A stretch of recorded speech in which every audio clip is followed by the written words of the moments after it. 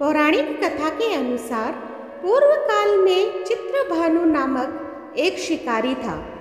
जानवरों की हत्या करके वह अपने परिवार को पालता था। वह एक साहूकार का कर्जदार था, लेकिन उसका ऋण समय पर न चुका सका। क्रोधित होकर साहूकार ने शिकारी को शिव मठ में बंदी बना लिया। संयोग से उस दिन शिवरात्रि थी। शिकारी ध्यान मग्न होकर शिव संबंधी धार्मिक बातें सुनता रहा। चतुर्दशी को उसने शिवरात्रि व्रत की कथा भी सुनी।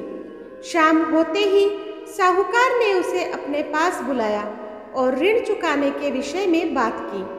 शिकारी अगले दिन सारा ऋण लौटा देने का वचन देकर बंधन से छूट गया। अपनी दिनचर्या की भांति वह जंगल में शिकार के लिए निकला, लेकिन दिन भर बंदी गृह में रहने के कारण भूख प्यास से व्याकुल था। शिकार खोजता हुआ वह बहुत दूर तक निकल गया। जब अंधकार हो गया तो उसने विचार किया कि रात को जंगल में ही बितानी पड़ेगी। वह वन एक तालाब के किनारे एक बेल के पेड़ पर चढ़ गया। रात बीतने का इंतजार करने लगा। बिल्व वृक्ष के नीचे शिवलिंग था, जो बिल्व पत्रों से ढका हुआ था। शिकारी को उसका पता नहीं था और पड़ाव बनाते समय उसने जो टहनियाँ तोड़ी वे संयोग से शिवलिंग पर गिरती चली गई। इस प्रकार दिन भर भूखे प्यासे शिवरात्रि का व्रत भी हो गया और शिवलिंग पर बिलपत्र भी चढ़ गए।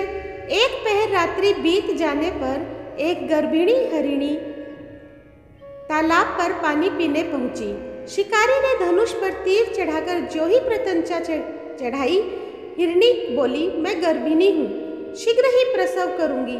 तुम एक साथ दो जीवों की हत्या करोगे, जो ठीक नहीं है। मैं बच्चे को जन्म देकर शीघ्र ही तुम्हारे समक्ष प्रस्तुत हो जाऊंगी, तब मार लेना।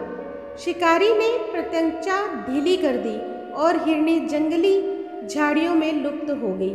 प्रत्यंचा चढ़ाने तथा ढीले करने के वक्त कुछ बेलपत्र अनायास ही टूटकर शिवलिंग पर गिर गए। इस प्रकार उससे अनजाने में ही प्रथम प्रहर का पूजन भी संपन्न हो गया। कुछ ही देर बाद एक और हिरणी उधर से निकली। शिकारी की प्रसन्नता का ठिकाना ही नहीं रहा।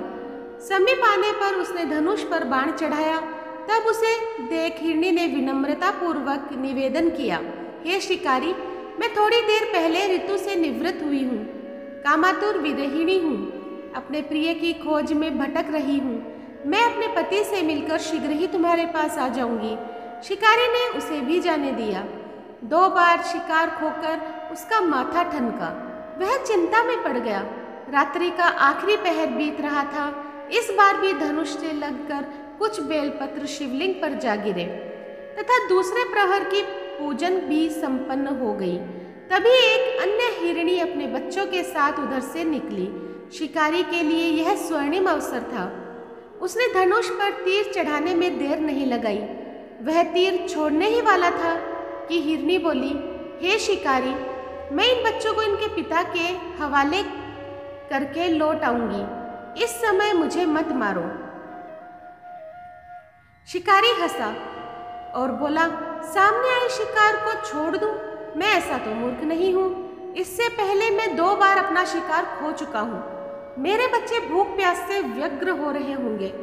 उत्तर में हिरणी ने फिर कहा, जैसे तुम्हें अपने बच्चों की ममता सता रही है, ठीक वैसे ही मुझे भी।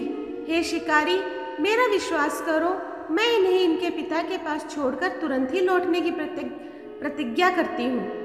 हिरणी का दुख भरा स्वर सुनकर शिकारी को उस पर दया आ गई। उसने उस मृगी को भी जाने दिया। शिकार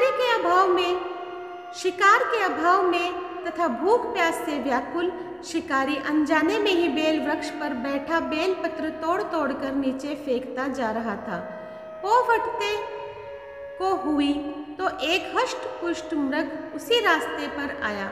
शिकारी ने सोच लिया कि इसका शिकार तो वह अवश्य ही करेगा। शिकारी की तनी प्रत्यंचा देखकर मृग विनीत स्वर में बोला, हे शिकारी, यदि तुमने मुझसे पूर्व आने वाली 3 मृगियों तथा छोटे छोटे बच्चों को मार डाला है, तो मुझे भी मारने में विलंब न करो, ताकि मुझे उनके वियोग में एक क्षण भी दुख न सहना पड़े। मैं उन हिरनियों का पति हूँ। यदि तुमने उन्हें जीवन दान दिया है तो मुझे भी कुछ क्षण का जीवन देने की कृपा करो। मैं उनसे मिलकर तुम्हारे समक्ष उपस्थित हो जाऊंगा। मृग की बात सुनते ही शिकारी के सामने पूरी रात का घटना चक्र घूम गया। उसने सारी कथा मृग को सुना दी। तब मृग ने कहा, मेरी तीनों पत्नियां जिस प्रकार प्रतिज्ञाबद्ध होकर गई है, मेरी मृत्यु से अपने धर्म का पालन नहीं कर पाएगी। अतः जैसे तुमने उन्हें विश्वास पात्र मानकर छोड़ा है, वैसे ही मुझे भी जाने दो। मैं उन सब के साथ तुम्हारे सामने शीघ्र ही उपस्थित होता हूँ। शिकारी ने उसे भी जाने दिया। इस प्रकार सुबह हो गई। उपवास, रात्रि जागरण तथा शिवलिंग पर बेलपत्र चढ़ने से अनजाने में ही पर शिवरात्रि की पूजा पूर्ण हो गई। पर अनजाने में ही की गई पूजन का परिणाम उसे तत्काल मिला। शिकारी का हिंसक हृदय निर्मल हो गया, उसमें भगवत शक्ति का वास हो गया। थोड़ी ही देर बाद वह मृग सपरिवार शिकारी के समक्ष उपस्थित हो गया ताकि वह उनका शिकार कर सके। किंतु जंगली पशुओं की ऐसी सत्यता, सात्विकता एवं सामूहिक प्रेम भावना देखकर शिकारी को बड़ी ग्लानि हुई। उसने मृग परिवार को जीवन दान दे दिया। अनजाने में शिवरात्रि के व्रत का पालन करने पर भी शिकारी को मोक्ष की प्राप्ति हुई। जब मृत्यु काल में यमदूत उसके जीव को लेने आए तो शिवगणों ने उन्हें वापस भेज दिया तथा शिकारी को शिवलोक ले गए। शिवजी की कृपा से ही अपने इस जन्म में राजा चित्रभानु अपने पिछले जन्म को याद रख पाए तथा महाशिवरात्रि के महत्व को जानकर उसका अगले जन्म में भी पालन कर पाए। तो दोस्तों, आज मैंने आप लोगों के समक्ष मासिक शिवरात्रि की व्रत कथा प्रस्तुत की है। आपको कैसी लगी मुझे कमेंट बॉक्स में ज़रूर बताइएगा। जो लोग मेरे चैनल पर नए आए हैं प्लीज़ सब्सक्राइब कर दीजिए, लाइक कीजिए, शेयर कीजिए अपने दोस्तों और परिवार में, और इसी तरह मेरा सहयोग करते रहें। धन्यवाद।